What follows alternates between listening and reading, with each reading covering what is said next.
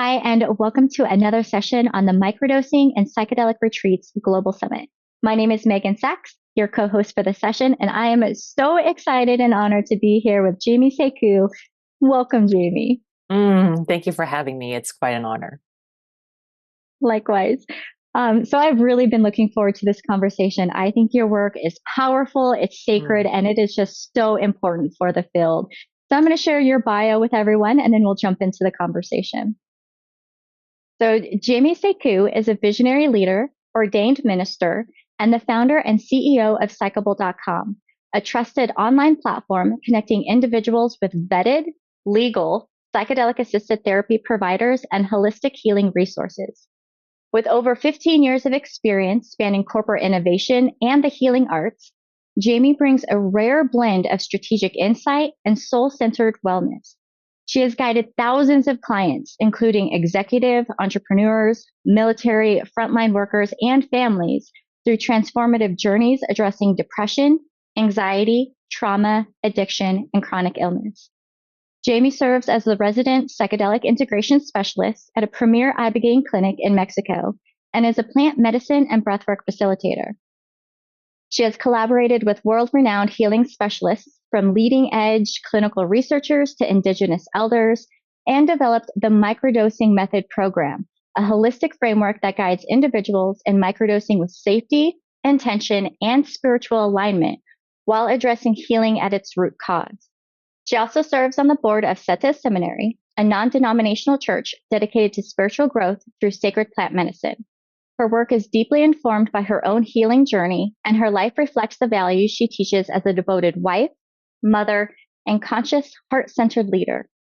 Jemie holds a master's in the field of psychology focused on psychedelic-assisted therapy from the California Institute of Integral Studies and was named one of Insider's most influential women in psychedelics. Jemie, I'm so excited. And one of the things I really appreciate your path into psychedelics and microdosing is that it's been a lived experience for you. You know, it began as a journey into your own healing. And you've shared that your path into this work grew out of your own struggles with depression and autoimmune issues. I'm wondering if you could take us back to a moment when microdosing or other plant medicine practices became a turning point in your healing journey. You know, like what lessons from that experience now guide the way you safely support others? That's a beautiful question to start with. So, yes, this path for me began not in a moment of clarity. It's through moments of deep collapse in my life and really coming to this path through my own healing journey. I had spent 3 decades navigating depression, autoimmune issues, and intense burnout in my life. I was on all types of medication, SSRIs, antidepressants, every fad diet, supplement under the sun, you name it. I tried it. Nothing worked for me. And, outwardly, I was thriving. I was successful by any definition of that. I was working in executive leadership roles in corporate and startup spaces, but internally, my life was quickly unraveling. And the turning point came when I was yet at another doctor's office. I remember sitting there, just waiting for answers, and once again being told that everything looked normal. And this is at a point where I had all types of mysterious symptoms, night sweats, brain fog. Um, it was so heavy that I couldn't even formulate a sentence. My hair was falling out. I was waking up in the middle of the night in puddles of sweat, and just completely feeling disconnected with myself. And still, the answer, from the allopathic world was, "You're fine. Everything checks out normal." And so in the final attempt to get to the bottom of what was really happening in my body, I found more of a functional doctor, um, who was really willing to go beyond the surface level testing. She actually ordered a comprehensive lab panel for me, far more extensive than any other doctors had done for me before. And I remember standing in line early in the morning, waiting to get my lab done and just fasting. I was feeling really tired. I was feeling really anxious. And when they drew my blood, it wasn't just a few vials of blood, it was close to like 30 vials of blood. And I nearly passed out. I was walking out of that lab just pale, shaky. Was just feeling completely depleted, not just physically, but just emotionally drained. And when I returned for the results a couple weeks later, this particular doctor had looked at me with this sort of, triumphant kind of energy, almost like she won by finding a diagnosis for me. And she basically, like, almost celebratory proclaimed that, like, you have Hashimoto's. And, while she's there buzzing with this excitement that she solved this mystery, I felt a punch in the gut. And that's what really broke me was, it's when she said that this is not something you can heal from. It's something that you're going to have to live with for the rest of your life and be dependent on medication. And she said it so nonchalantly to me, but to me it landed like a death sentence. And it really broke me. It broke my spirit. And those her words, the impact of her words really sent me into a spiral. And it was just finding myself in a fog of just complete hopelessness, deep grief, and not able to see a way out of it. And so that was a very pivotal moment that really marked this whole journey. And it was the beginning of what felt like just being tossed into complete oblivion. And so as painful as it was, that breakdown moment in my life became truly the catalyst for everything that came after. And it was coming to a point that I had to get really clear to myself. It's just like enough is enough. And I'm tired of the band-aids. I'm tired of outsourcing my health and my power to someone other than myself. Enough numbing my body, from disconnecting from what it's truly trying to tell me and what it's trying to say. And so I began to really turn inward. And I started doing a lot of my own research, not just looking at these physical symptoms, but also what are these emotional blockages? What are the unprocessed trauma? All the ways I had learned to override my intuition just to survive. And then, in what I can only describe as divine timing, and this is a point where I completely isolated myself from the world, from my family. Two people out of different parts of my life, out of the blue, called me in a span of 1 week's time. And in those separate conversations, told me about how plant medicine, specifically ayahuasca, was truly transformative for them. And, I had a lot of preconceived notions, especially growing up with a father who was an alcoholic. And because of a lot of the traumas that not only I witnessed, but I also endured growing up with addiction in my family. But I listened and I paid attention to signs, and something within me knew that there was something here. And so 2 days later, I jumped on a flight to Costa Rica. I sat with the plant medicine ayahuasca for four days, and as a result of that experience, it lifted me out of my depression for the first time in my life. And this is after 3 decades of battling depression. And it truly saved my life. And it also gave me a renewed sense of purpose back in my life, that in everything that I do is to be in service to humanity for the highest source.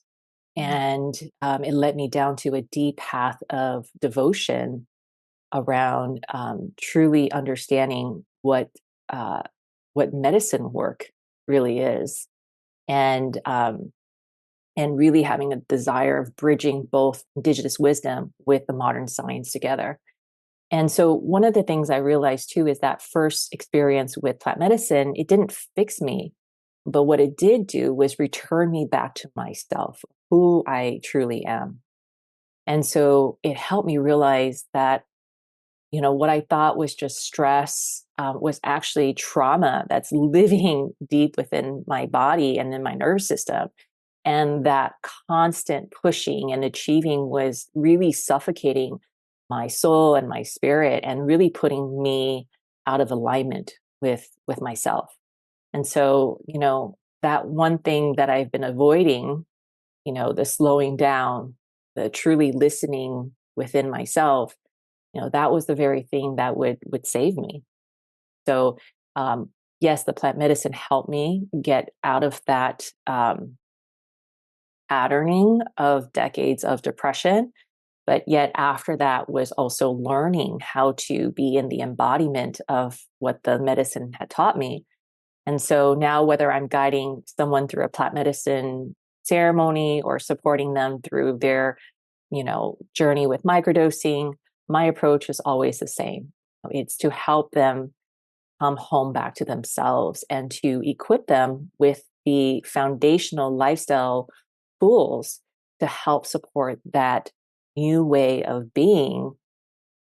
And one can argue, is it new or is it return back to who they truly are and who they've always been, right? And what I'll say finally is, healing isn't about becoming someone new, right? It's about remembering who you are and being supported with the tools and the guidance and having that sacred space to give you this sense of safety and to nurture your healing and your growth and your return back to wholeness.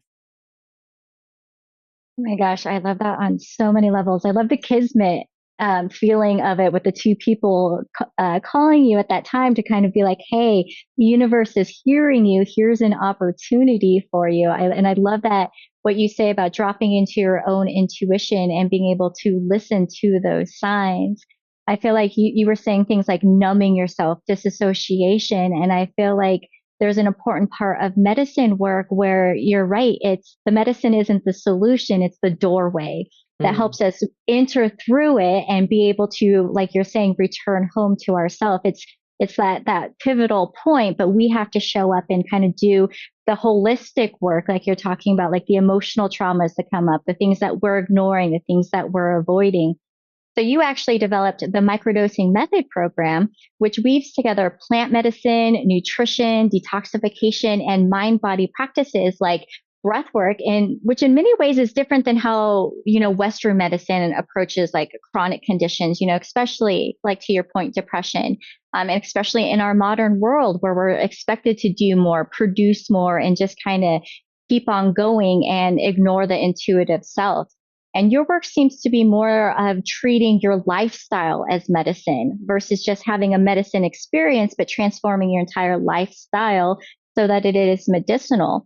And so, how do you see microdosing then not only fitting into the holistic model, but also the role it plays in addressing like root causes of mental health, the things that we're obviously trying to ignore or numb away from, rather than even just like managing the symptoms, like that root cause? What's your view on microdosing and how it works with that? Great question. Microdosing, I feel like, is often misunderstood as a quick fix or kind of a standalone thing to do. And when we're looking at healing, it really requires more than just a protocol or just a dosing of the plant medicine. It really requires a integrative approach. And that's why we created the microdosing method. It's to offer people a more comprehensive integrative framework that truly starts to address the root causes of what is happening beneath the surface, right? Not just managing symptoms, which the allopathic world is really good at doing, is putting on that band-aid. And so microdosing works beautifully on so many levels. So I want to just kind of speak to that first, and then we can kind of go in layering in the lifestyle principles. So we know that, one, microdosing supports the gut-brain connection. The psilocybin converts to what's called the psilocin, which actually mimics the serotonin and activates what's called the 5-HT2A receptor in the brain and in the gut, right? And so by improving the serotonin production, gut motility, and the microbiome health, it starts to foster a lot more mood balance and helps with stress regulation. And two, we know that it enhances what's called neuroplasticity. So what it does, it raises up the brain-derived neurotrophic factor, the BDNF, and it's often also called the fertilizer for neurons. So it can help enhance our learning abilities, help improve creativity, and also resilience within us. And thirdly, we know that there are now what is called the anti-inflammatory effect. And the psilocin actually helps reduce the brain's inflammation. And that's often linked to stress, anxiety, mood disorders. And it really helps to support clarity and more stability in our lives. And finally, one of the key things that I want to also address is that it quiets what's called the default mode network. And so that's really the brain's hub for the rumination, that monkey mind, that tendency to overthink. And so what it can do is it can provide and create space for new perspectives to emerge and provide us that emotional resiliency and that flexibility. And so, it helps the brain and the nervous system become more adaptive and more responsive rather than reactive and in that stuck, what I call the washing machine cycle. But here's also the truth is, if you're still living in chronic stress, you're eating inflammatory foods, processed fake foods, you're suppressing your emotions, or you're surrounded by a lot of environmental toxins through the air, through the products that we're using, no amount of plant medicine or microdosing can fully help you heal and do the work for you.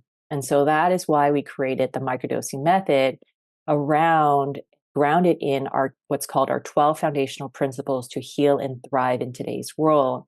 And these principles guide people to look at all layers of healing, from trauma, nervous system, to gut health, to detoxification, parasite cleansing, emotional processing, spiritual reconnection, and really a lot more in alignment with that which is around us in our environment, nature. And so, as you said so poignantly, microdosing opens the door, but it's truly the integration and the 12 foundational lifestyle principles like the nutrition, the breath work, the moving of stuck energy, the connection that really starts to help people and support them in creating lasting and sustainable change in their lives. I love the breakdown that you offered between the psilocybin and the psilocin, recognizing that there's the two approaches that the medicine has and how they work with the system, because that's really important. Being able to get outside of like our norm to see in new ways and have those perspectives are huge in our ability to heal, I think. And I think one of the things that's interesting about the 12 method that you're talking about, and I'd love to hear more about that, because I feel like oftentimes people think of like integration and they think about it with like big medicines. They think about it with like, oh, I've had this big retreat. Now I need to come home and integrate it. And really integration is where the real transformation happens, right? You have this big experience, or even in microdosing, which is why I'm excited to hear more about the method. But we have these big experiences, and then what do you do with that? Like you can't necessarily go home and quit your job and up and change everything necessarily, or at least maybe not everyone can.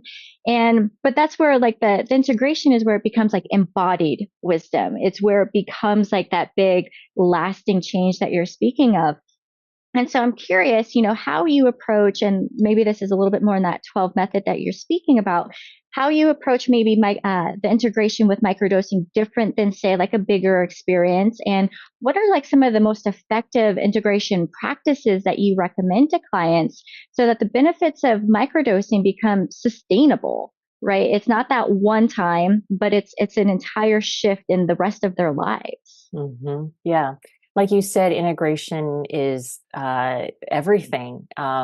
We like to oftentimes metaphorically compare it to first, think of like the plant medicine experience as a roller coaster ride. So you go on that roller coaster, you get that crazy emotional ride, the high and the low, and you get these like breakthrough, like, this is what it means to feel joy. This is what it means to feel like completely gutted, right? And then you get off that ride, and then all of a sudden you're like, okay, back to normal life. That default mode is really strong. And also what we oftentimes say is the medicine is 10%. The 90% is the integration work. And so the insight of what the medicine brings it can be very profound, can be very beautiful, can be so insightful. We have clients oftentimes saying it's as beautiful as when they first gave birth to their child, right? They're comparing it to that level of just such a impactful, transformative experience.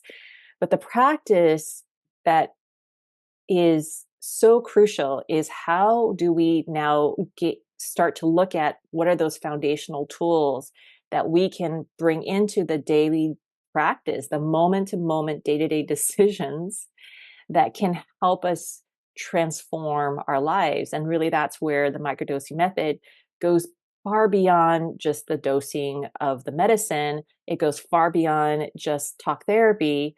And we really designed it to support the body's innate ability to heal itself through the 12 foundational lifestyle principles, which essentially is that holistic framework for creating sustainable change and well-being in today's oftentimes dysregulated, disconnected world. And so this program isn't just about the aha moments, right? It's about giving people the tools, the structures, and the support to bring those insights into their daily lives in a real embodied way. And so you asked about some of the more effective practices for integration. And I'll just name a few for now. Number one, the key is nutrition, really looking at food as medicine. Food is also information. And so what we eat starts to shape our gut. It shapes our gut health, our mood, our focus, our energy, our ability to self-regulate. And so a lot of times we start with teaching how to eat clean, anti-inflammatory, more of an anti-inflammatory approach to foods that starts to support your digestion, the energy, and your nervous system balance. And the second thing that we oftentimes talk about is clean air and water.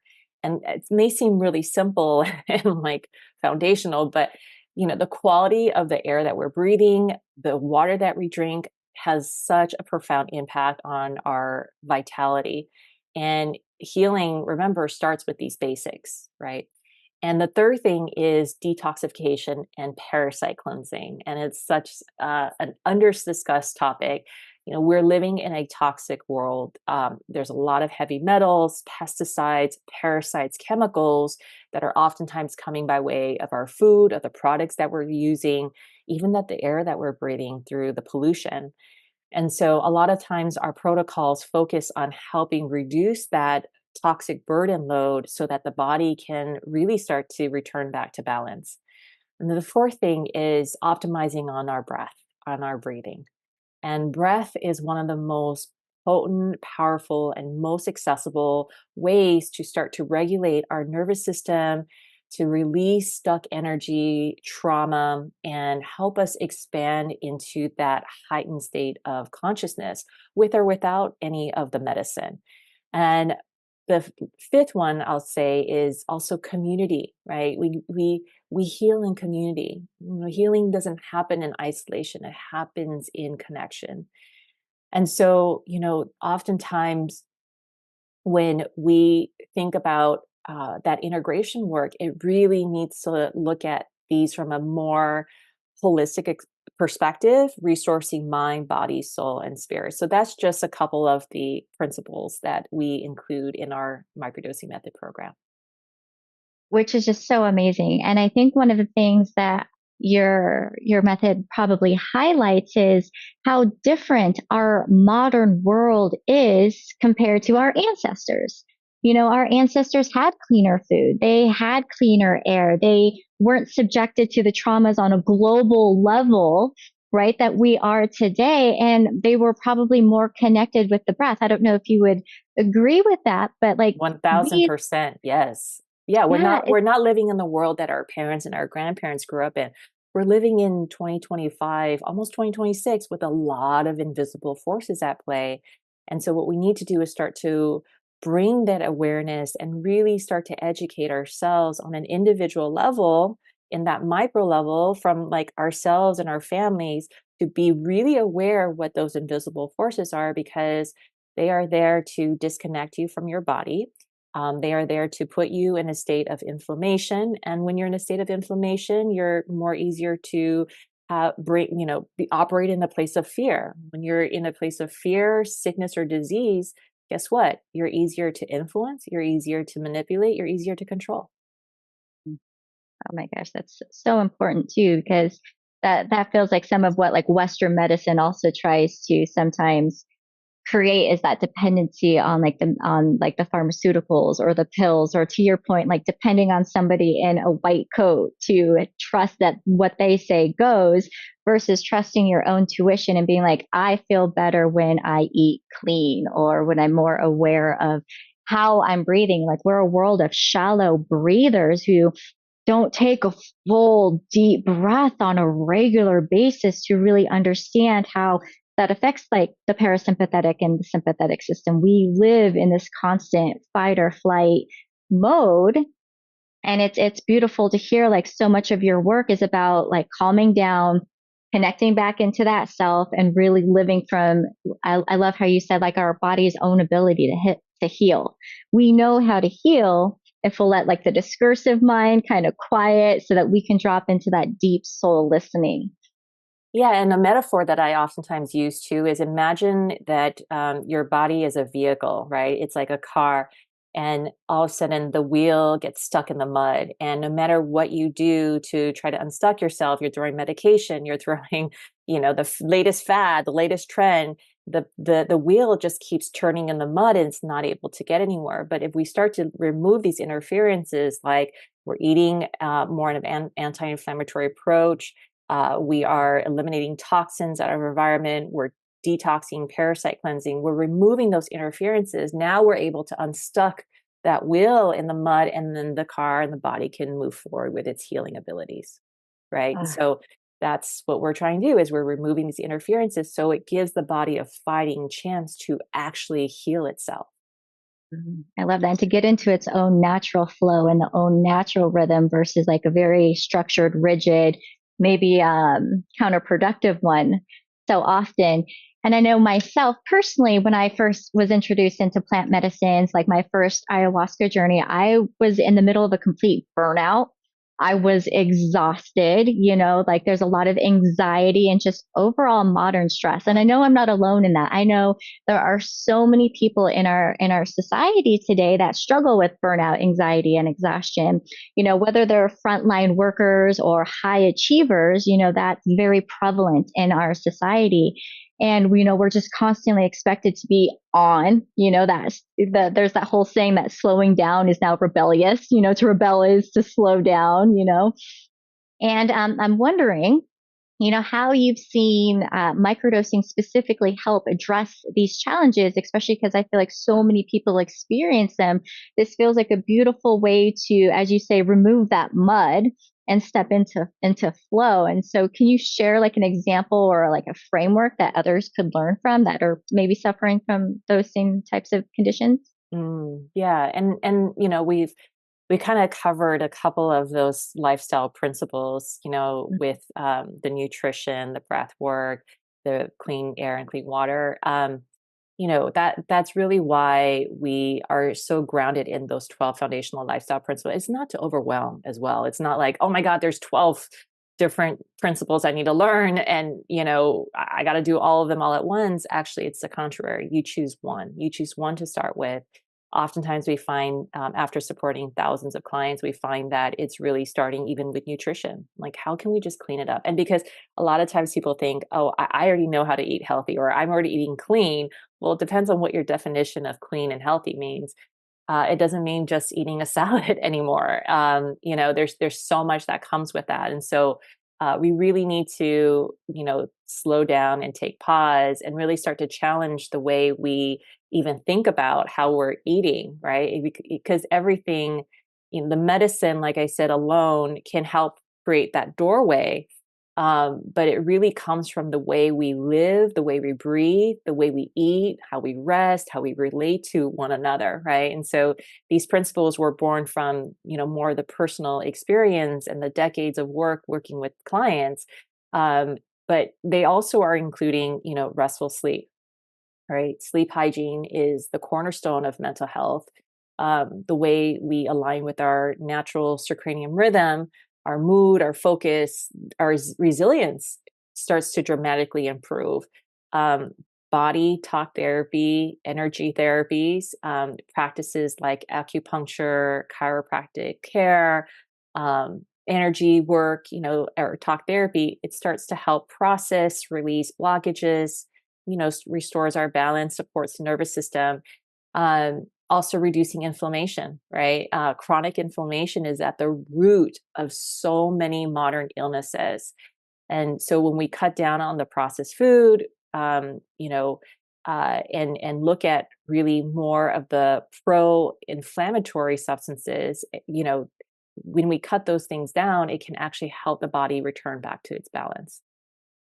Even we look at kitchen and our home environment, right? So what do everyday products look like? The cleaners, the fragrances, even the laundry detergent, all of that can be loaded with a lot of toxins, right? And so by choosing cleaner options, we are able to create living spaces that are supporting our health instead of undermining it and putting that toxic load in our body. The other aspect is reducing EMF. EMF is electromagnetic field, right? And so in a world of constant devices and Wi-Fi, it's really important that we start to reduce exposures to these electromagnetic frequencies that can actually help support better sleep. It could calm our nervous system down. It could give us even more deeper presence. And along with the community aspect that I had mentioned earlier, stress management, through tools like our meditation, sound baths, even aromatherapy, most importantly, healthy relationships, right? And those things give us capacity to start to meet everyday life challenges, right? Because being human can be freaking hard, right? And Truth. it doesn't matter if you're a practitioner or you're an individual that's interested in microdosing. We're all imperfectly perfect, right? And so how do we now gain the capacity to meet life's challenges without being completely overwhelmed with life? And so part of this can also be identifying and letting go of what no longer serves you, including toxic relationships, right? And the other aspects, the last two are healthy digestion. So gut health is central to our overall health and our mental health. Arguably, they say that the gut is your second brain. I think it's actually your primary brain in a lot of ways. When we start to support digestion with enzymes, with fiber, with foods that actually nourishes our microbiome, that actually strengthens our body and the brain, right? And finally, this is something we can all use, is more energy, increase energy. And so when these principles come together through our clean eating, through sleep, through detox, through breath, through stress management, what can emerge is not just our health, but more vitality in our life, right? A vitality and more energy for life, for creativity, and for purpose. And again, it's not doing everything all at once or living perfectly, right? For all of us recovering perfectionists out there, it's really starting with one, right? Start with one. And when you start with one, you start to gain capacity and you start to build more energy. And you're like, all of a sudden, like, oh, wow, something's working. Like, what's next? What's next? Right. And so that's really what we have provided through the microdosing method. And that is this initial 5-week experience in this program. And so after that 5 weeks, where we're teaching all of those foundational principles, we are then bringing our participants into a 12-month integration container. And that's called our Psychable Wisdom Circle. And this is where we start to deepen the work, deepen that embodiment, deepen the implementation of these principles. And this is being in community, having mentorship, having continued guidance through not just, our core facilitators, but we are bringing leaders across modern science, indigenous, and some of the most renowned practitioners in breath, sound, body work, and more. So whether I'm supporting a CEO navigating burnout or someone recovering from trauma in a clinical setting, the fundamentals are the same. Okay. And so its integration isn't just something you do after the medicine, it's the way of being and living and what we call embodiment. And finally, it's returning to a life where your mind, your body, your soul, your spirit are in full alignment. And that is where we start to see lasting and embodied change becoming possible. Oh, it all sounds so empowering. It feels like it's very accessible and things that can be shifted on a day-to-day basis. Like in so many ways, it sounds like it's removing the need for like this big experience to completely change your life and saying, make this small shift today. Today, change this. And then you start to grow that so that it's that whole lifestyle integration. And when I hear you say like more energy and vitality, the word that kept popping into my mind was like clean and pure versus like caffeinated and forced, or it just feels like a natural resurgence of our own like life energy to be able to live in, like you say, that full alignment through making those small decisions each day. So it felt so empowering just to hear what you're talking about. It doesn't seem like this far-fetched thing to go to Costa, which I'm not saying don't go to Costa Rica, but when you come home, here's how you continue the journey. Here's how, oh, it just sounds so wonderful and again, accessible and empowering. So thank you for sharing that. That just, and I feel like even when you're talking about like the gut health, especially with everything with polyvagal that's coming out online and everything that we're learning, I agree, like the gut as like brain. And I feel like, and I'd love your input coming into like a microdosing experience or a medicine experience. And this is probably, the dieta of ayahuasca, having the clean diet already probably helps the psilocin work even more efficiently for you. Would you say that's true? Yes, absolutely. Actually, we follow very similar dietas to help our participants prepare even for microdosing, right? And so, like, how can we keep our container clean and pure so that when we are coming in with the decision, the conscious decision of entering into a relationship with the medicine, how can we approach it with safety? How do we approach it with intention? How do we approach it with spiritual alignment? Right? Because ultimately, this is a relationship where all of nature contains energy and frequency. And so, if we are all made of energy, including the mushrooms, we are entering into that relationship. And as you enter into any new relationship, what do you want to do to foster that? How do you want to have that healthy relationship? You approach it with respect. You approach it with reverence. And this is what our indigenous elders teaches us. This is the indigenous wisdom that tells us that we are to be respectful. We are to be reverent with nature, with medicine, with one another. And the other thing that you mentioned was really, I really wanted to just double tap on that is those small steps, right?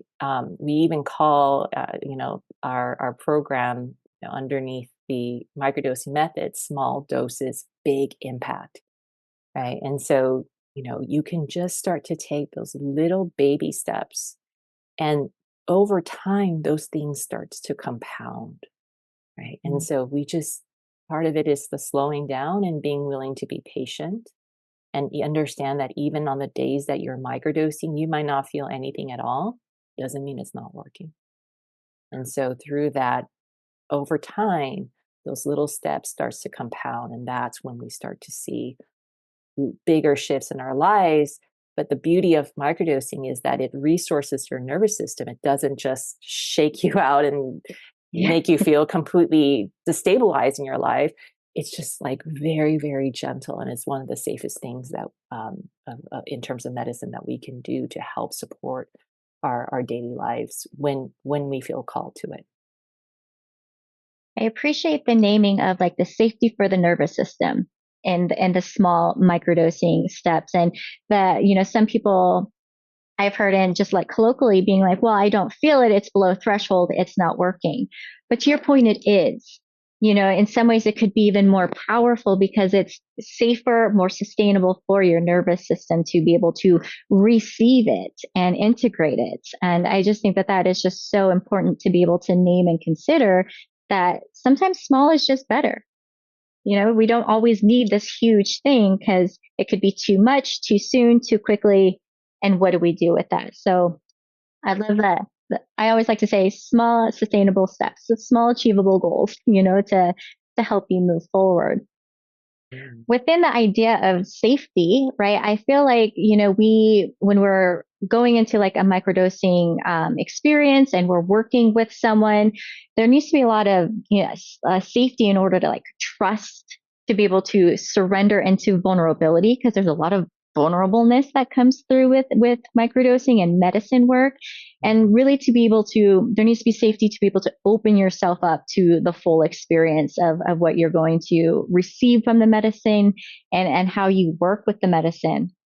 And so I'm wondering if you can talk a little bit more about the safety considerations and preparation practices that you believe people need to know before beginning a microdosing journey, whether that's like for themselves and how they approach in a reverent, honoring way, as you said, or even how they work with a practitioner to develop that sense of trust and safety. Yeah, safety is non-negotiable, and it's absolutely foundational. Even with microdosing, which many see as low risk, we still need to approach it with a lot of safety, care, respect, and reverence.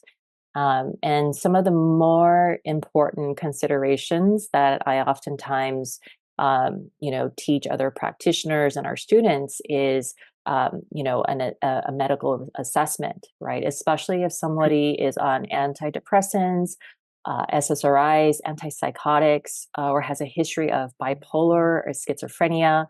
Those are really important elements that we need to pay very careful attention to.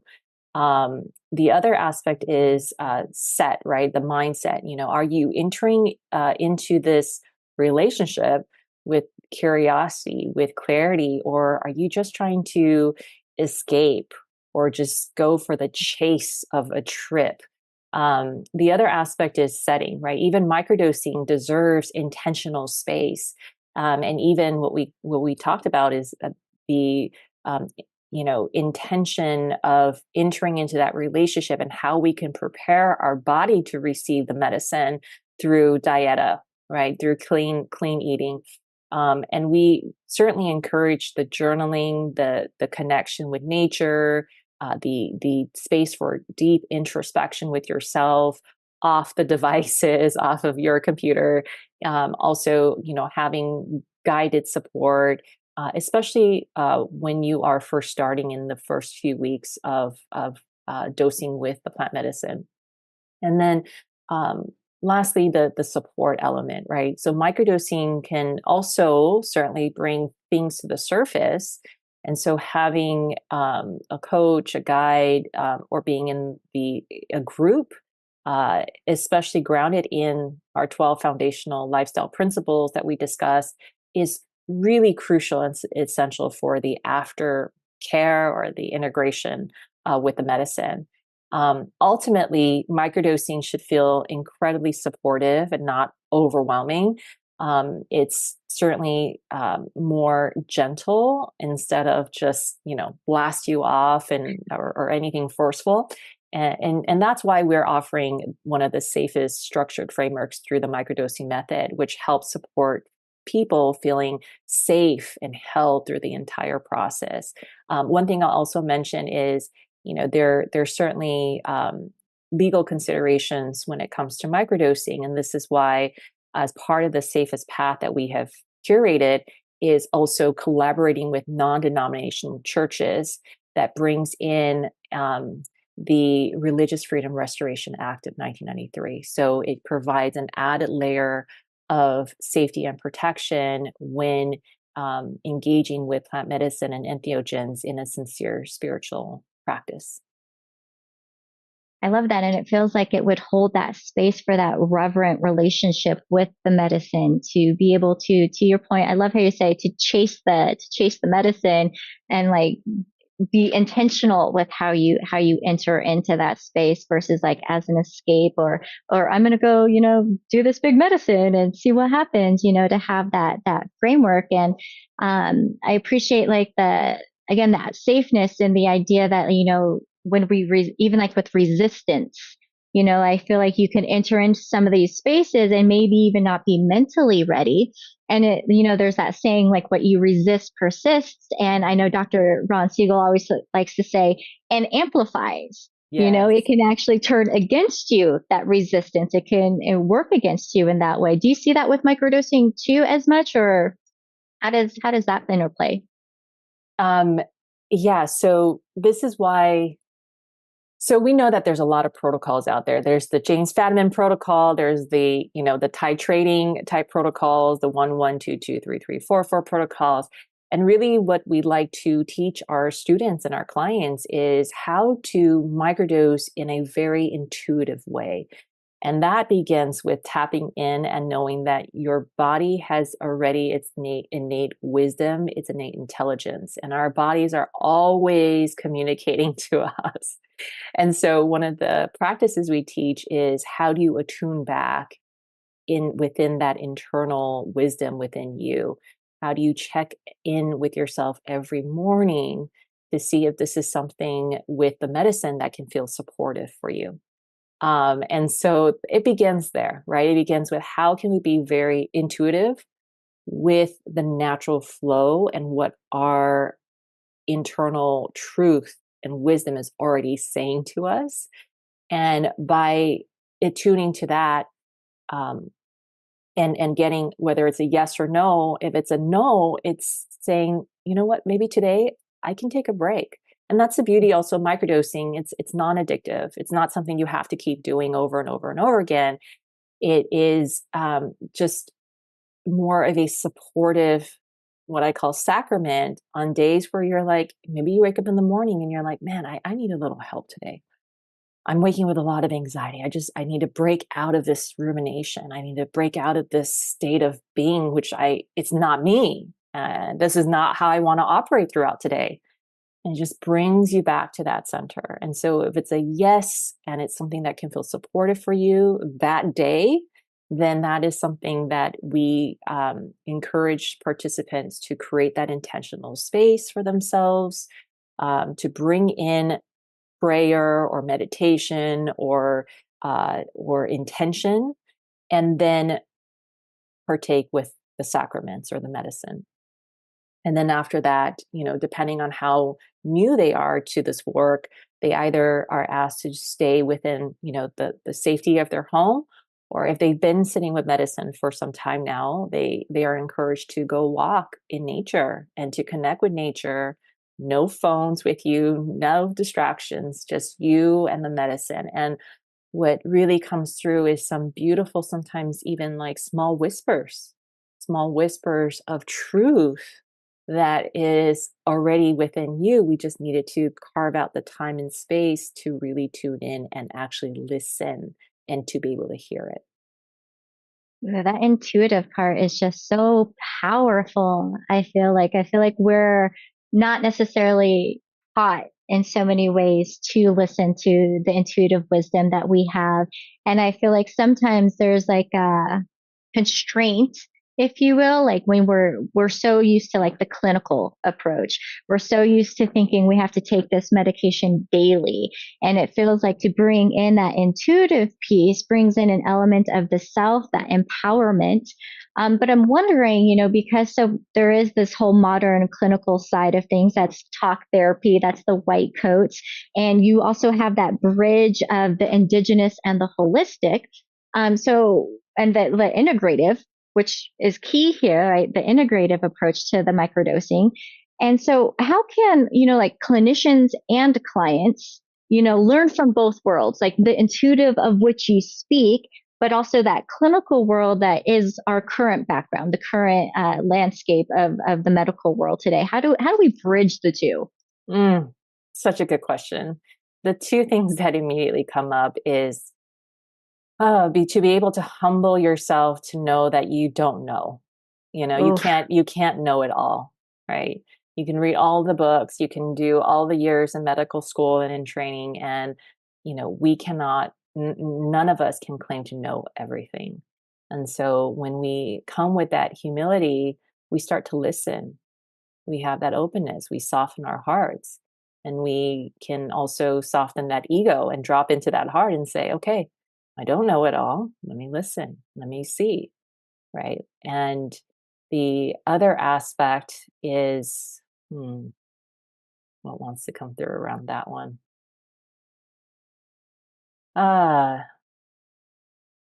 to be willing to step out of your comfort zone and to do the inner work, especially as practitioners, especially as doctors, can we start to do our own inner work? Can we start to even learn how to eat clean first so that we go through that process and we feel the difference, we feel more energy, and then we can speak from that place of embodiment. That's much more powerful and potent as in that embodied model of what, that applying that specific tool looks like in our lives, right? Can we ourselves, if we feel called to you know participate with microdosing to start off with, and to be able to speak from a more embodied lived experience, and can we continue to show up in our daily lives to recognize what is it in ourselves that we need to continue to work on, because that transmute to something even more powerful in our work, especially as caregivers, especially as high performers, especially as clinicians that are serving other clients and patients. As it's less of do what I say, it's a more do what I do.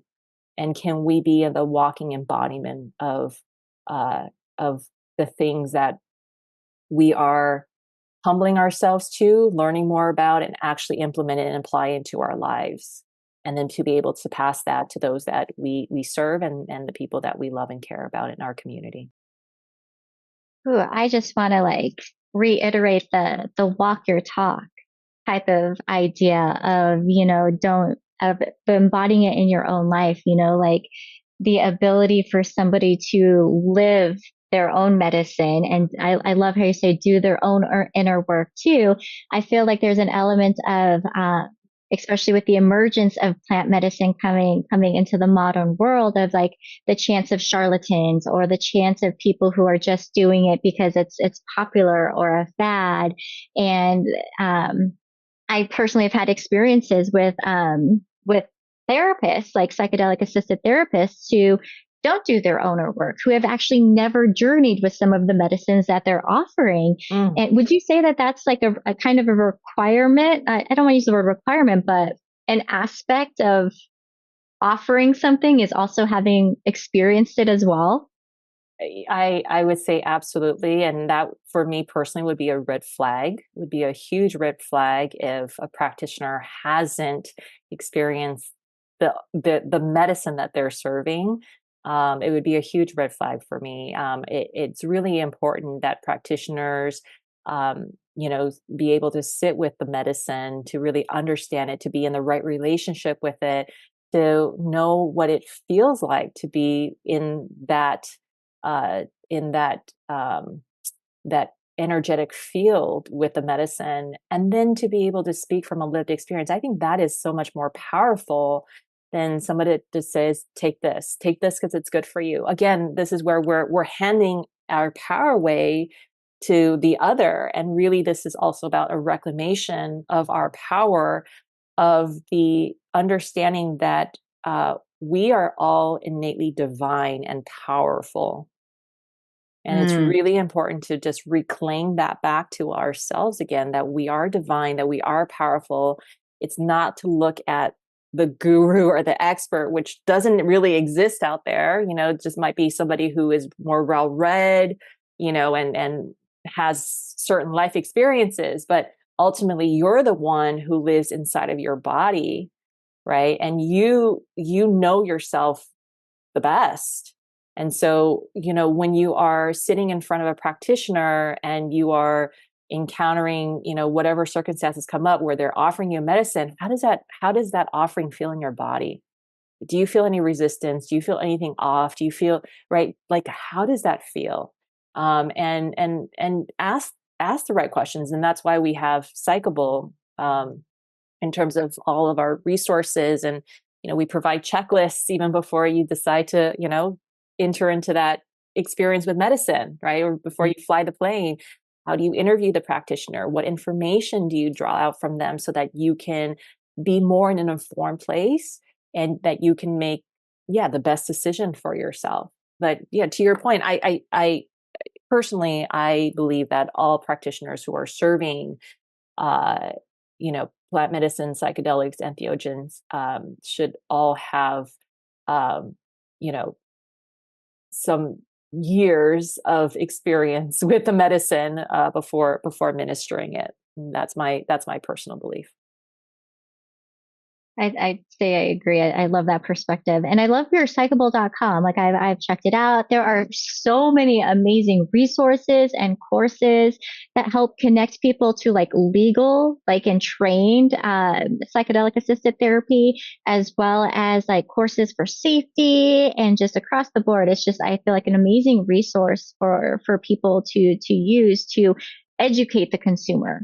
Right. So it's not just this blind, I'm going because I'm going, but it really allows people to understand what a safe setting means, what kind of checklists you should be looking for and like assessing. Because to your point, I feel like it's almost like you're dating each other, right? You want to understand who is going to be offering you the medicine as well as the medicine itself for them to be able to create the safest kind of set and setting, right? You want to have that trustful, relationship with both the practitioner as well as the medicine. And I'm kind of wondering, as this becomes more accessible, as more people are jumping on board, as it does kind of almost seem to be entering in like fad style, how do you see like making microdosing accessible and like inclusive for everyone?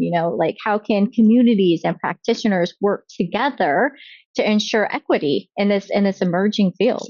Yeah, this is so personal for me. And, I'm obviously a woman of color.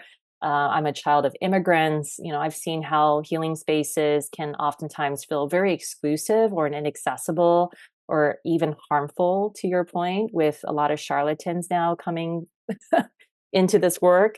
And that's really why I created Psychable, right? And it's really to provide an educational resource and access to legal psychedelic plant medicine care, connecting you to practitioners and to create pathways for people from all walks of life to find safe, vetted support, and educational resources so they can make the most informed decision for themselves.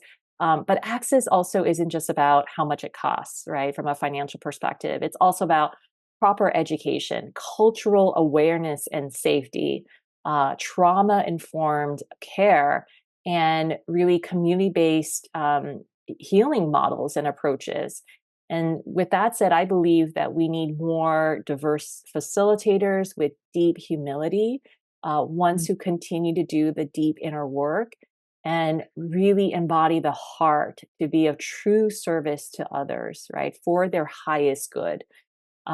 Education in multiple languages, legal protections to help people feel safe in accessing these medicines and sacraments, having scholarships, sliding scale, even church based or donation based models, and really truly a concerted effort to support, towards bringing on more diverse practitioners, diverse faces into this field.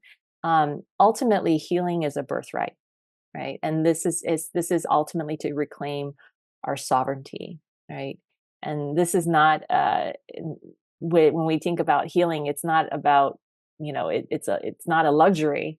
It's about building systems to reflect, and support the truth of that reclamation of our sovereignty, of our agency, and bring us back to our wholeness. I have to say I get chills just hearing you talk about like the reclaiming of sovereignty, because we do tend to give our power away to healthcare practitioners. Like, oh, I don't know, but I've heard you say several times the intuitive side of it, that embodied wisdom. And I love how you're bringing in like the diversification, because everyone has this, and really being able to be as inclusive as possible, because it's not a luxury, Mm-hmm. right? Like it's birthright, and Yes. being able to have, support from people that feel in alignment with our own background, whether it's from our backgrounds to our traumas, having people who understand like transference and countertransference and like the powerful impacts of being in those expanded states. It feels so just important. And I love that you've used the word humility so many times, because I feel like coming from that space of, I don't know it all, but I'm in service to you. And that feels so powerful, so powerful. Yes, and that's why we're teaching those 12 foundational lifestyle principles, because it is about empowering you with that self-sufficiency so you don't have this over reliance on someone else. Right? Yeah. That is the key there, is if we keep giving our power away and we have this over reliance on someone else to save us, to rescue us, that's just that just gets us caught in that endless cycle, in that loop that we oftentimes find ourselves in. And so much of this is like, how do you develop the understanding and the education of these foundational tools so that you can be self-sufficient, self-reliant, and really be returned back to yourself. And then when you learn those things, you can now then do that for your loved ones, your children, your community, and that's how we start to ripple out, right? And Mm. so that, we have to understand, this is, for another time, another conversation. But there are larger agendas at play, and you alluded to some of them, right? Big pharma being one. I mean, they're pouring billions of dollars into the industry, and the fact of the matter is, you're not on their number one agenda. The number one agenda is not to heal you. The number one agenda oftentimes is, how do we have you come back to be a repeat customer?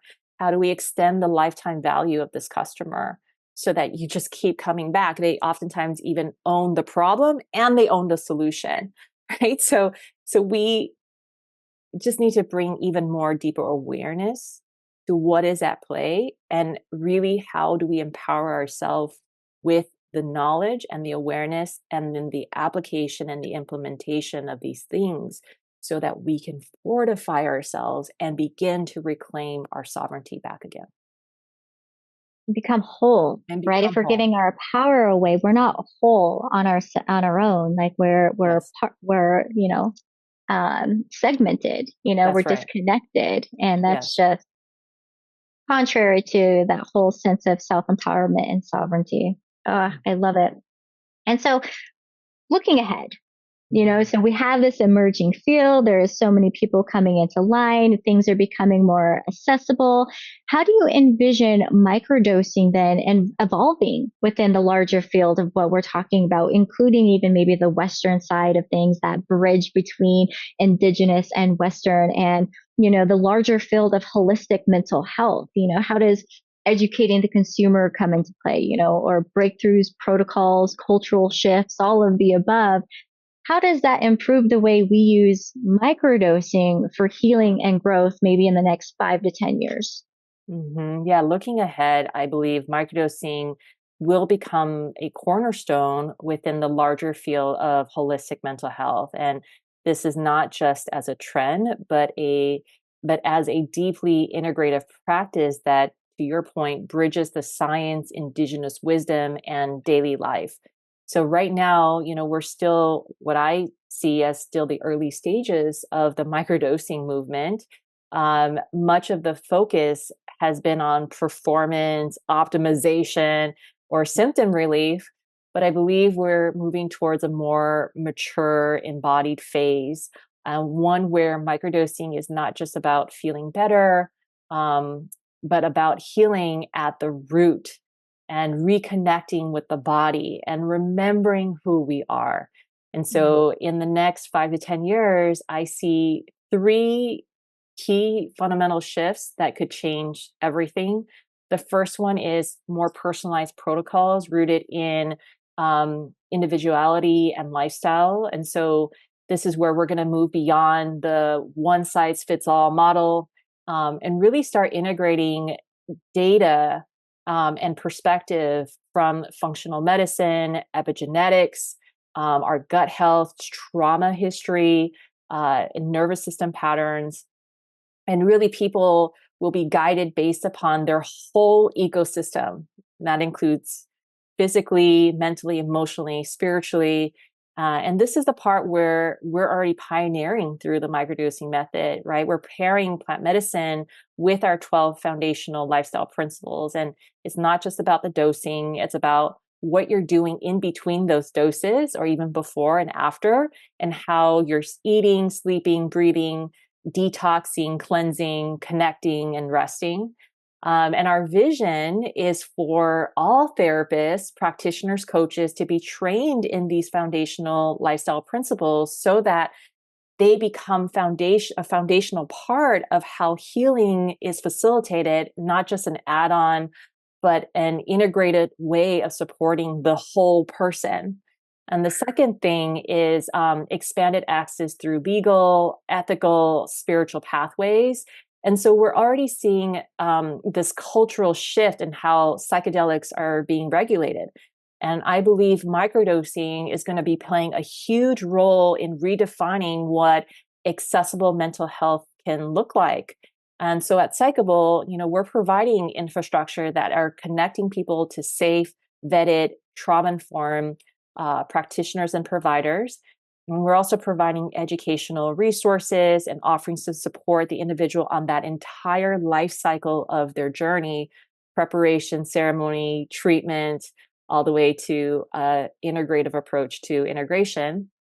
And I also see huge potential in church-based and community-based models that honor this sacred reciprocity and really provide that legal, spiritual framework for healing, especially for underserved communities.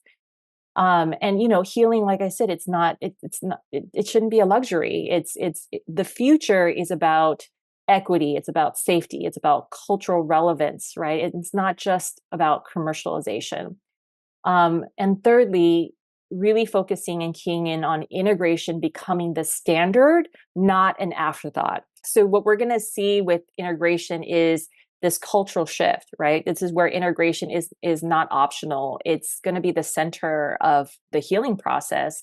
And so beyond just microdosing, integration will be taught not just as a technique, but as a way of life.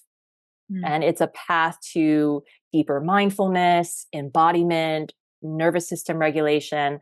I believe we're going to see more in the long term community containers like our Psychable Wisdom Circle that's going to be holding people through this entire arc of that change and transformation, because insight's only the beginning.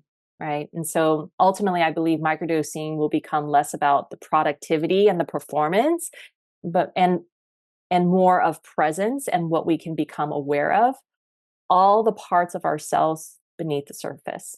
I think it's going to help us also move from that survival mode into that place of calmness, right? That reclamation of that sovereignty internally that is always there and part of our birthright and is our birthright. And so from that place of disconnection back into the wholeness and connection.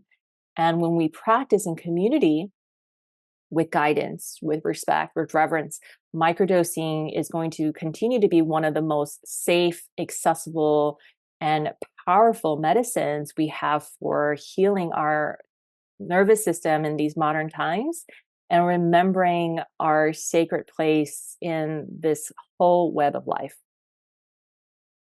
Oof, that's a powerful, powerful closing statement. An overarching thought that I have that as you come through is it sounds like your work is like a return to how it was. A return to the ancestral relationship with medicine and how it was a way of life, not as a solution to life, but part of life. And that's just absolutely beautiful. And your work is so sacred and profound and powerful for everyone. Jemie, I am just so grateful that you were here, that you shared all of this amazing knowledge and information with everyone. And I would love for our audience who would like to find out more about your work. Where can they find you? How can they connect with you? Where can they go? Yeah, thank you. For anyone that's feeling called to explore microdosing or plant medicine as a path to healing, we love to support you. You can visit us at psychable.com. That's Psychable. You can find practitioners there, connect with a community of like-minded individuals. You can access free educational resources and offerings to support you all the way from preparation, ceremony, treatment, all the way to integration and aftercare. And to learn more about the microdosing method, you can visit us at join.psychable.com/TMM, or you can join our waitlist for the next cohort for the program. We are here ultimately to walk alongside of you every step of the way. Jemie, it's such an honor and a pleasure. Thank you again so very, very much. Thank you.